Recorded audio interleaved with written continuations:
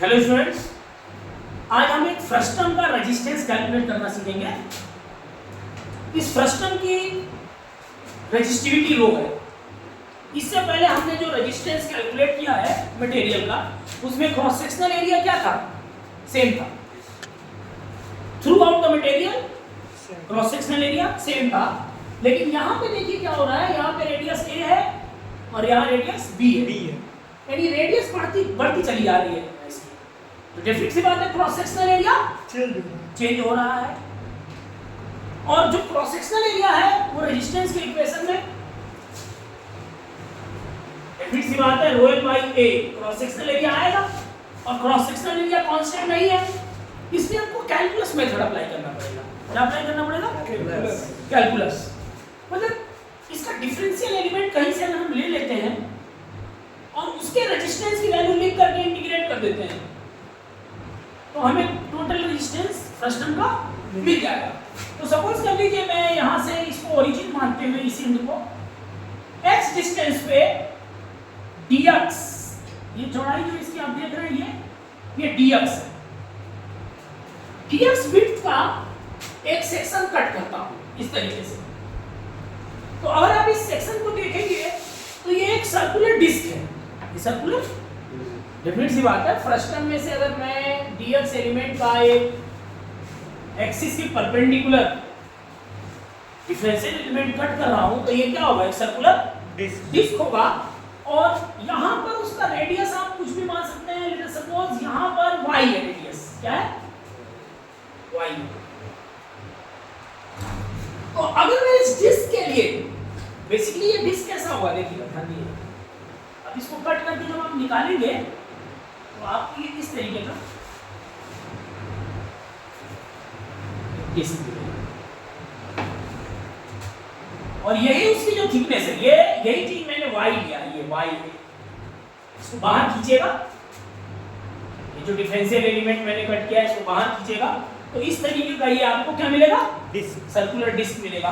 और इसकी ये थिकनेस जो होगी ये dx है। ये क्या है? dx। तो अगर आप इसके लिए रेजिस्टेंस, जैसे बात है, current will flow perpendicular to this cross sectional area. Current इस क्रॉस सेक्शनल एरिया के परपेंडिकुलर फ्लो कर रही है। तो अगर इस डिफरेंशियल एलिमेंट का रेजिस्टेंस हम लिखेंगे तो हम क्या लिखेंगे? dr स्मॉल डिफरेंशियल रेजिस्टेंस, रो रेजिस्टिविटी में इसकी भी रो होगी, कोई रेजिस्टिविटी विल नॉट चेंज। रो और लंबाई पर जो करंट फ्लो कर रही है वो किस लेंथ के क्रॉस फ्लो कर रही है? dx। यहां पे लेंथ क्या हो जाएगी? dx, क्योंकि करंट dx लेंथ के क्रॉस फ्लो कर रही है। तो रो dx upon cross sectional area क्या हो जाता है? Pi by square. तो ये इसका डिफरेंशियल है, प्रॉब्लम डिफरेंशियल रेजिस्टेंस है इसका। प्रॉब्लम ये है कि हमको y को x के रिस्पेक्ट में इंटीग्रेट करना है। ऐसा तभी हो सकता है जब y को कन्वर्ट कर रहे हैं या dx को कन्वर्ट कर रहे हैं, किसी एक को में कन्वर्ट करना पड़ेगा। तो आप देखिए किस तरीके से इस इक्वेशन को हम y के रिस्पेक्ट में इंटीग्रेट कर सकते हैं। अभी ये x के रिस्पेक्ट में इंटीग्रेट करने के लिए इक्वेशन बना है, लेकिन हम y के रिस्पेक्ट में इंटीग्रेट इसको करना चाहते हैं। इसमें थोड़ा सा आप ज्योमेट्री यूज कर सकते हैं। देखिए ये एंगल कितना होगा? Let us suppose theta. तो tan थीटा आप क्या बोल सकते हैं? tan theta is equal to b, यहां तक b है और यहां तक a है, तो ये कितना हो जाएगा? b minus a। तो b minus a upon l। Getting my point?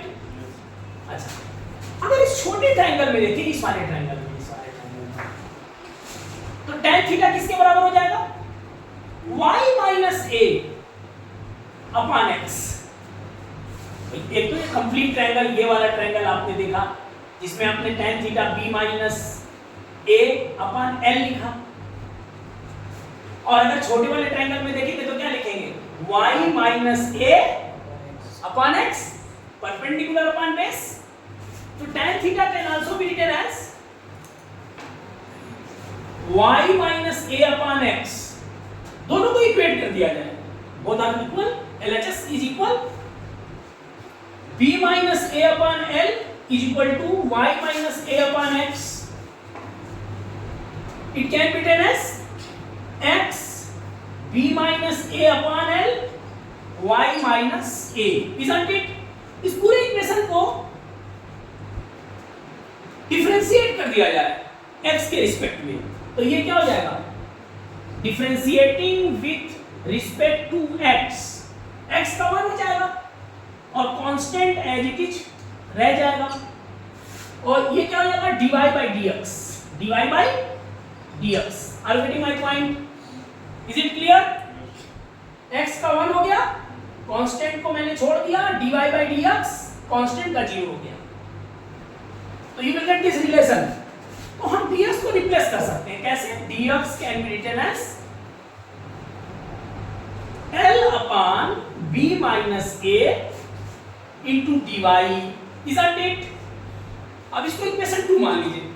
Equation 1 और इक्वेशन 2 को देखें, क्या कर सकते हैं? बाय फर्स्ट एंड सेकंड हम dx को हटा रहे हैं इक्वेशन 1 से, तो dr can be written as rho, what is dx? l upon b minus a pi integral 1 upon y square dy, isn't it? Yes. y कहां से कहां तक इंटीग्रेट हो रहा है भाई? y ओरिजिन पे a है और फाइनल जहां फर्स्ट टर्म इंड हो रहा है वहां b है y, ये x कोऑर्डिनेट माना ना मैंने और ये y कोऑर्डिनेट था हमारा, तो ओरिजिन में y की वैल्यू है, इनिशियल लिमिट है और फाइनल लिमिट b, तो फ्रॉम a टू b, तो टोटल रेजिस्टेंस क्या हो जाएगा? रो l pi b minus a, 1 upon y square का इंटीग्रेशन होगा minus 1 upon y, x to the power n plus 1 upon n plus 1, y to the power n plus 1 upon n plus 1. Getting my point? From a to b, r is equal to rho l upon pi b minus a, 1 upon b minus 1 upon a, लेकिन ये minus sign है, तो 1 upon a minus 1 upon b. Getting my point? What will be the final answer? Rho l pi b minus a, और इसको solve करेंगे तो यहाँ a भी आ जाएगा और ऊपर b माइनस a कैंसिल हो गया, ये आ गया रो l upon pi ab. Are you getting my point? So resistance of this first term is rho l upon pi ab. मैंने आपको एक कॉन्सेंट्रिक स्फेरिकल सेल दिया है. कॉन्सेंट्रिक स्फेरिकल सेल मैंने दिया आपको, inner radius a, outer radius b है और मटेरियल का जो रेजिस्टिविटी है वो रो है. हमने वोल्टेज सोर्स इनर सरफेस और आउटर सरफेस के बीच कनेक्ट किया है. जैसे अगर आप यहां से पॉजिटिव निगेटिव ऐसे टर्मिनल कनेक्ट करें तो डेफिनेटली कॉन्सेंट्रिक स्फेरिकल सेल के मटेरियल के थ्रू करंट फ्लो करने लगेगी. I'm getting my point? Current will flow in this way, isn't it? यानी करंट अंदर का जो पूरा सरफेस है वो पॉजिटिव वोल्टेज पे होगा और बाहर वाला निगेटिव वोल्टेज पे होगा, तो हायर पोटेंशियल से लोअर पोटेंशियल की तरफ करंट रेडियली फ्लो करेगी. Are getting my point? अब मुझे इसका रेजिस्टेंस निकालना है, कितना रेजिस्टेंस होगा, तो डेफिनेट सी बात है करंट के परपेंडिकुलर क्रॉस सेक्शनल एरिया लेने का एक ही तरीका है. यहाँ पर एक कॉन्सेंट्रिक स्फेरिकल एक सेल ले लिया जाए, इसमें से क्या ले लिया जाए? एक सेल ले लिया जाए. तो मैंने क्या किया, यहाँ से एक सेल काट लिया as a differential element. As a differential element मैंने सेल काट लिया और सेल की थिकनेस को dx ले लिया मैंने. तो x डिस्टेंस पर ध्यान दीजिएगा, एक एलिमेंट मैंने ये कट किया है, इसकी थिकनेस है dx. कितनी थिकनेस है? dx. तो आप इमेजिन करिए सिर्फ एक सेल है ये, मैं इसको अलग बना के दिखा दे रहा हूं आपको. इट इज अ सेल और इस सेल की थिकनेस क्या है आपका? dx. और इस सेल का जो रेडियस है x डिस्टेंस पे मैंने सेल लिया है, इसके x हो जाएगा। अब करंट जो भी फ्लो करेगी इसके परपेंडिकुलर ऐसे फ्लो कर रही है, current flowing perpendicular. Are you getting my point?